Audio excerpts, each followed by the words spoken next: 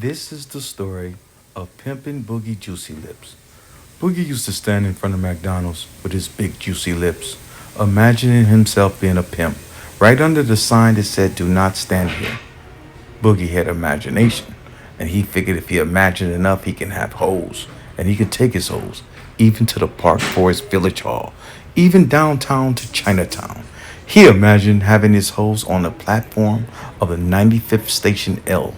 So he went and had him a last meal because he was on his way to California and there was no White Castles in California.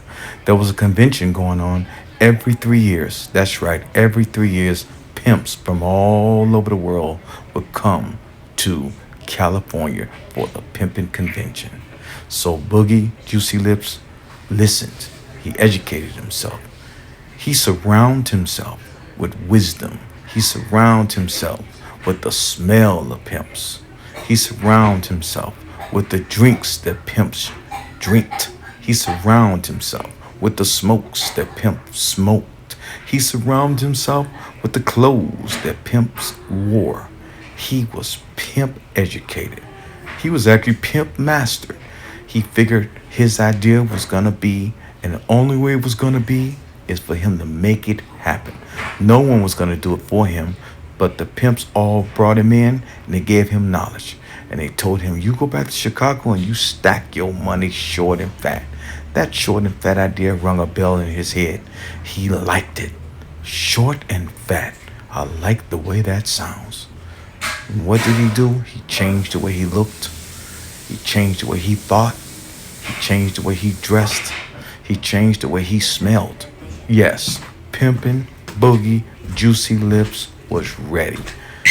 People were amazed. Is this the guy that used to stand in front of McDonald's asking for cigarettes? Now, yes, look at this. He has short, fat hoes. He was the only one in history with short, fat midget hoes.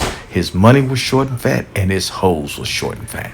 No one thought of that. They thought it was genius. He hung out with his hoes. His hoes were not just his hoes. His hoes was a self-defense. That's right. They will kick your ass.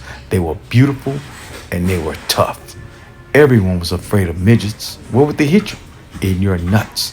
Even he was afraid of his own midgets. But they loved him. Even though they worked out and they were strong, they loved him. They would never hurt him. And he knew that. They vacationed. They went to the beaches. They went to the finest restaurants ever. Pimpin' Boogie Juicy Lips hung out with his hoes like they were the best friends ever. They couldn't swim, but that's okay. He couldn't swim himself, so he had no problem with that. So that's the story. Ladies and gentlemen, next time you see Pimpin' Boogie Juicy Lips, you better know, you better respect.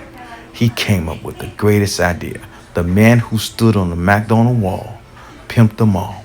Little midgets. Pimpin' Juicy Lips.